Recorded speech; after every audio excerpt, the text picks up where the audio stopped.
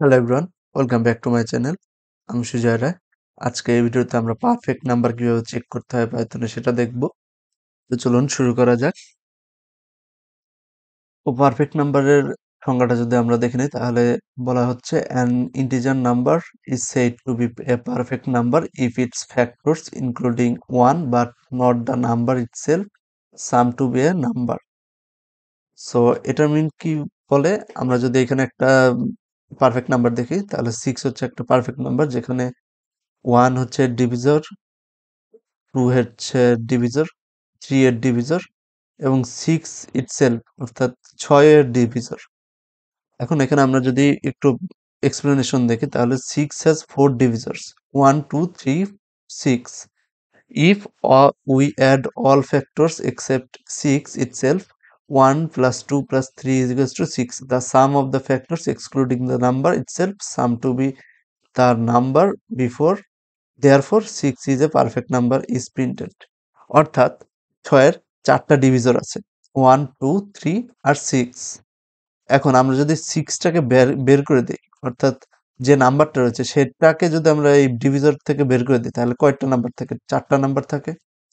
এখন এই 4টা নাম্বারকে যদি যোগ করি, 1 প্লাস 2 প্লাস 3 যদি যোগ করি তাহলে 6 আসতেছে। এখন 6টা কি এই নাম্বারের সমান না? এখন যখন এই নাম্বারের সমান হচ্ছে তখন আমরা এটাকে বলতে পারছি পারফেক্ট নাম্বার। এখানে 6 এর ডিভিজিবল কয়টা?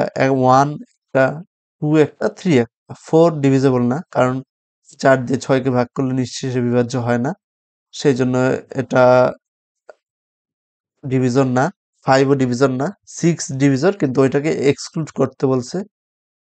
সেইজন্য আমরা ওইটাকে এক্সক্লুড করে দিচ্ছি, বা বাকি যেগুলো আছে সেগুলো যোগ করে যদি ওই নাম্বারটাই পাওয়া যায় তাহলে সেটাকে আমরা পারফেক্ট নাম্বার বলছি। তো চলুন আমরা একটা কোড দেখে আসি এটার। প্রথমে আমাদের একটা নাম্বার দরকার হবে, সেজন্য আমরা ইউজার কাছে একটা নাম্বার নেব n দিয়ে।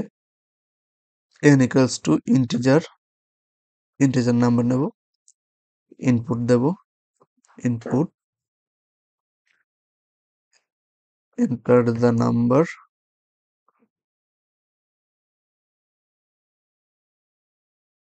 এরপর একটা কাউন্ট ভ্যালু নেব, কি জন্য নিচ্ছি একটু পরে দেখা যাবে, 0।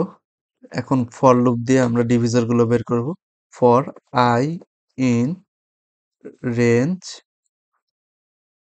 রেঞ্জ অফ, এবার 1 থেকে শুরু করব, 1 থেকে ডিভিজর গুলো 6 পর্যন্ত কিনা বা নাম্বার পর্যন্ত কিনা, তারপরে কোলন দেব। এরপর চেক করব ইফ যে ডিভিজিবলটা যে নাম্বারটা পাচ্ছি I, সেটা দিয়ে যদি n কে মড করি, n mod I equals to যদি 0 হয় তাহলে আমরা কাউন্ট করব, কাউন্টের ভ্যালু বাড়াবো, কাউন্ট প্লাস ইকুয়ালস টু 1। এখানে প্লাস ইকুয়ালস টু I হবে, আমরা কাউন্টের সাথে I যোগ করব, and then ফাইনালি গিয়ে চেক করব if count equals to number, then আমরা বলতে পারি print perfect number, perfect number. আর যদি সেটা না হয় তাহলে এলসে গিয়ে আমরা লিখতে পারি, এলস গিয়ে লিখতে পারি print not a perfect number. সেটা যদি আমরা রান করে দেখি তাহলে আমাদের কাছে নাম্বার চাচ্ছে, আমরা 6 দিচ্ছি, এটা একটা পারফেক্ট নাম্বার। হ্যাঁ, পারফেক্ট নাম্বারই দেখাচ্ছে।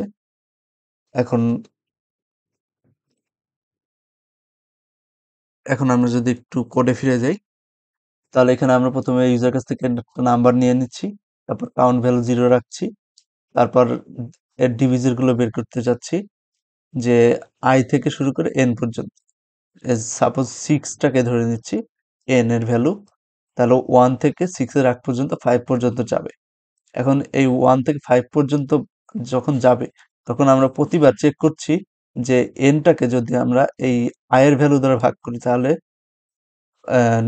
ভাগশেষ 0 আসতেছে না। যদি 0 আসে তাহলে কাউন্টের ভ্যালু আমরা আয়ের সাথে প্লাস করব। কাউন্টের ভ্যালু 0 হলে এখানে সাপোজ 1 দিয়ে চিন্তা ভাবনা করি তাহলে 1 দিয়ে 6 কে মড করলে 0 আসে। সেহেতু আমরা বলতে পারি 1 প্লাস 0, এখানে 1 আসতেছে। তারপর এটা আবার ফর লুপে যাবে। তারপর এখানে কাউন্টার ভ্যালু এখন হবে, আয়ের ভ্যালু হবে 2। 2 কি 6 এর 6 কে 2 দ্বারা মড করলে কি 0 আসে? হ্যাঁ 0 আসে। তাহলে আমরা কাউন্টের ভ্যালুর সাথে 2 যোগ করব। তাহলে এক্ষেত্রে হবে হলো 1 প্লাস 2, 3 হবে। আবার যাবে 3 যখন হবে তখন 6 কে যদি 3 দ্বারা মড করি তাহলে 0 আসবে। তাহলে আরেকবার কাউন্টের ভ্যালু বাড়লো, 3 প্লাস 3 6। তারপর 4 যখন হবে তখন এটা আর হবে না। তখন আমরা লুপের বাইরে চলে আসব। বের হয়ে এসে আমরা if এর ভ্যালু চেক করব যে কাউন্ট কি n এর সমান হয়েছে কিনা। এখানে 6 যেহেতু ছিল সেহেতু নাম্বার 6 এর ইকুয়ালস টু 6 হয়েছে এই কাউন্ট ভ্যালু থেকে। আর আমি আবার বলছি এই কাউন্টের ভ্যালু হয়েছে 6 আর n এর ভ্যালু 6, সেই জন্য এটা একটা পারফেক্ট নাম্বার। আশা করি এটা বোঝা গেছে। আমি যদি অন্য একটা নাম্বার দিয়ে চেক করি, সাপোজ 5, এটা কিন্তু পারফেক্ট নাম্বার না, নট এ পারফেক্ট নাম্বার। আমি যদি 2 দেই, নট এ পারফেক্ট নাম্বার, এটাও পারফেক্ট নাম্বার না। 1 দেই, নট এ পারফেক্ট নাম্বার, এটাও পারফেক্ট নাম্বার না। আজকের ভিডিওতে এই পর্যন্তই। আমার ভিডিওটা যদি ভালো লেগে থাকে please subscribe to my channel. ভিডিওটাকে প্রচুর লাইক দিন, শেয়ার করুন, কমেন্ট করুন, যাতে করে আমাদের উৎসাহ বাড়ে, আমরা যেন প্রচুর ভিডিও বানাতে পারি।